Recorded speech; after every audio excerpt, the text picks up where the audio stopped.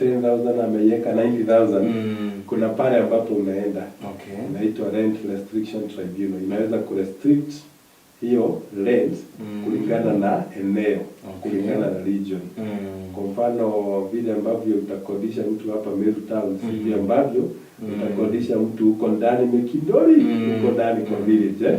So ukianza kukodisha juu, yes, kuna hiyo Rent Restriction Tribunal ambayo inaweza kuja restrict, iseme hapana, that rent imeenda juu sana, inafaa kuwa kiwango hiki. Ni vizuri, shukrani sana. Natumai Anto umejibiwa swali lako swadakta kabisa. Sheria inamruhusu mtu kuagua mahali mtoto aliyekuja na mamake Devi kumakama. Anasema sorry. Anauliza kama sheria inamruhusu mtu kugawia mali mtoto aliyekuja na mama yake. Mtoto ambaye alikuja na mamake. Kwa ukiangalia the laws za succession, sana sana mtu ambaye anaweza kusemekana ni beneficiary ama ambaye anafaa kugawiwa ni mtoto wa kuzaliwa na mzazi. Lakini vile vile ukienda kwa Children Act ambayo tulikuwa tunachambua siku ingine hapa, that is sheria ya watoto, utapata ya kwamba kuna watu wengine ambao wanapewa responsibility kwa watoto ambao si wazazi wao wa kidamu. Sasa ukiinterpret hivyo alafu urudi kwa upande wa succession, beneficiary generally sasa hata kuwa tu mtu ambaye ni mtoto wa huyo mtu. For example, kama ni mali yako, tukisema mtu ni beneficiary wa mali yako, hata kuwa tu ni yule ambaye ni mtoto wako. Unaona? Itakuwa ni wale pia watu ambao ulikuwa una provide. For example, kama yule mtu aliletwa akiwa mtoto, ukawa una provide, unalipa school fees, unalipa nini, unalipa. Yule mtu alikuwa ni dependent kwa Kiingereza. Ana depend na wewe. Wewe ndio una provide school fees, unamsaidia kimaisha and all that. Ukiondoka ataenda kotini approve. Unaona ile ya watoto wako wa kidamu, hiyo haihitaji proof mingi because ni automatic.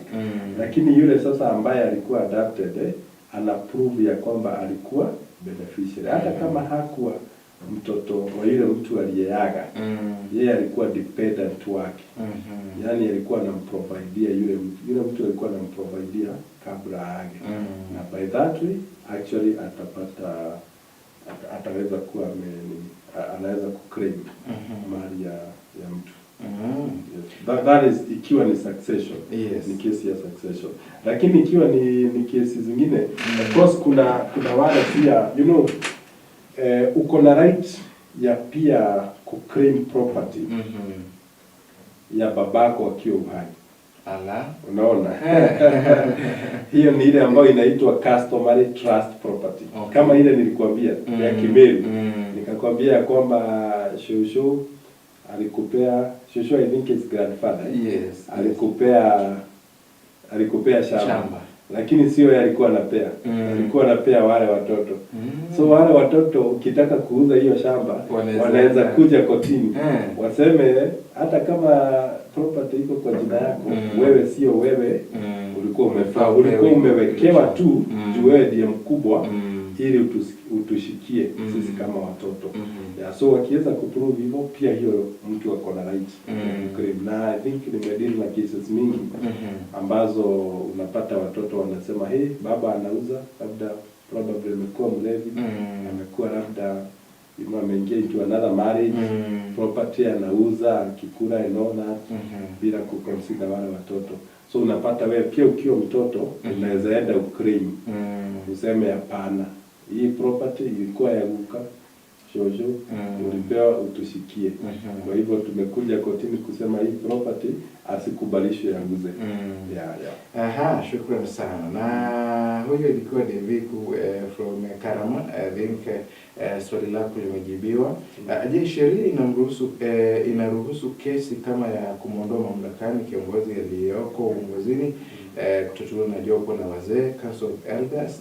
Kuna kesi ambayo tumeona imepeanwa kwa Njuri Ncheke sheria inakubali hilo kweli? Wacha niseme kwanza generally, sheria inakubali koti iweze kutuma kesi ambayo imefika kotini, koti inaweza kuituma kwa mediation. Hiyo tunaita alternative dispute resolution kwa Kiingereza. Yaani njia mbadala za kuweza kusuluhisha migogoro. Unajua sio lazima iwe koti. Kuna mambo mengi, kuna njia nyingine ambazo zinaweza kufanya kusuluhisha migogoro. Kwa hivyo koti imekubalishwa hivyo. Of course pia watu ambao wameenda kotini wanaweza kukubaliana wao kwa wao ya kwamba tungetaka kutuma huu mgogoro wetu uende ukasikizwe kwa njia mbadala. Na pia koti yenyewe inaweza kupeana ikiwa order hivyo. Lakini koti kuna mambo ambayo itaconsider wakati yule inatuma ile kesi. Kwa mfano itaangalia kitu inaitwa public interest. Inaangalia ile kesi ni ya iko kwenye public sana. Maybe the whole of the public iko na say ama stake kwa ile kesi. Kama ile ya impeachment, unajua ile ni kesi ambayo ni kesi ya public interest ambayo kila mtu ako na stake yake kwa ile. Vile vile itaangalia kama ile kesi, zile issues ambazo ziko pale ni issues za kisheria sana. We call them, tunaziita the points of law, points za kisheria. Na vile vile of course itaangalia kama there is much the community iko na kama ni kitu ambayo iko into the public sana. Kwa hivyo ukiangalia kama ile kesi ambayo ilikuwa pale Meru, najua ambayo iliweza kutumwa kwa Njuri Cheke, koti ilifaa kuweza kuconsider mambo hayo. Ilifaa kuangalia kama hii ni kesi ambayo iko in the public interest, ni kesi ambayo labda ina try ama inajaribu mambo ambayo ni ya kisheria. Na ukiangalia sana mjadala wa impeachment utaona ya kwamba yale ni mambo ya kisheria. Sana hata mimi nikiwa wakili nitahitaji kuchimba na kuweza kufahamu zaidi kwa sababu ni mambo ya kisheria. Ukiangalia kwa zile ambazo kuna njia mbadala ambao huwa tunaita informal modes of ya kusuluhisha migogoro. Ukiangalia njia hizo mbadala kuna kuanga na 3. Moja yake ni hiyo inaitwa traditional dispute resolution. Traditional dispute resolution ni ile inaangalia mambo kulingana na vile kulikuwa kunafanyikana kitambo. Kwa mfano kama ni dispute, kama ni Njuri Cheke, labda wataangalia kitambo tulikuwa tunafanya vipi. Kitambo mtoto hangekubalishwa kufanya nini. Kitambo already hangekubalishwa kuvaa nguo fupi. Kitambo vitu kama hizo. Unaona? Kwa hivyo basis yao ya kuweza kutoa uamuzi ama mwelekeo ni vile ambavyo mambo yalikuwa yanafanywa kitambo. Unaona? Kwa hivyo ukiangalia sasa kama wale Njuri Cheke hawana ujuzi, na ninasema hivyo kwa respect sana, utapata labda hawana ujuzi na mambo ambayo ni ya impeachment. Because mambo ya impeachment yatakuwa ni mambo mazito, mambo ya maybe power sharing between zile the three arms of government. Tuseme kitu kama judiciary, legislature, that is the parliament, na the executive. So itakuwa ni mambo mingi, mambo ambayo ni complex.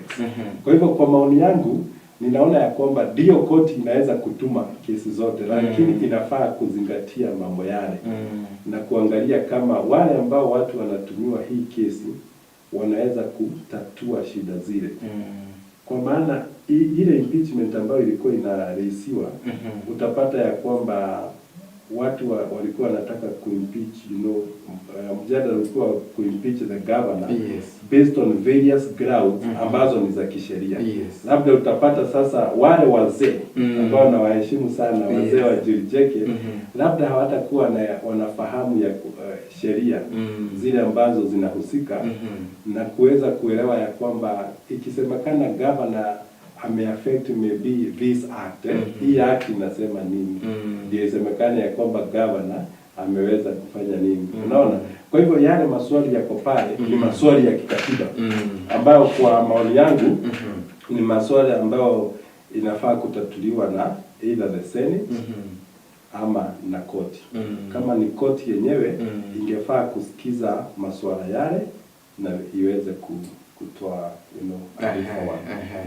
Shukran sana wakili, na asante kwa muda ambao tumefikia, kwa sababu naona muda wetu tayari umeshatupa kisogo, na labda maneno ya mwisho tunapomalizia, na labda mtu angependa kukuongelesha hata personal level, labda utatupia namba yako, ofisi zako ziko wapi, ndiposa tukaweze kumalizia pale. Alright, asante sana. Ofisi yangu mtazamaji iko Mtuge House first floor, room number 10. Ofisi yetu inajiita Kuria Karate Company Advocates, na pale tunafanya tuna practice sheria kwa kijumla, mambo mengi, kesi za shamba, kesi za criminal, kesi za civil, petitions na mambo kama hayo, mambo ambayo ina affect katiba and all those things. So ukija pale tutakusaidia. Naweza kupa namba yangu ya simu ili uweze kuzungumza nami. Namba yangu ya simu ni 0726 780 451. 0726 780 451. Shukran sana wakili. Asante sana. Yes. Thank you so much. Thank you very much for coming. Na kidogo mwendele wa Meru TV kaza chimo nyino tuwa inambere kwa weki onini ya TV yako kumalatu inambere kwa tukio watanagana ula uleti kiurege yako mguti kiweke kuinambere kwa gicho kagwe na maybe tuona kanya next time tukainambere kwa tukendelea na kuchoke biure bila ule na biu na wena igamba leo ndelele kwenda mantuma wakili wa watu niana wakili wetu akainambere kwa yote alagiria zaidi na kinyo kunenkera mwelekera wa igamba aliru ya kutunge tawa senior counsel wakili Kuria Karatu okarne no akainambere kwa yote ala nani beka wedra bambetani famina zo kimandi edona otubwaya.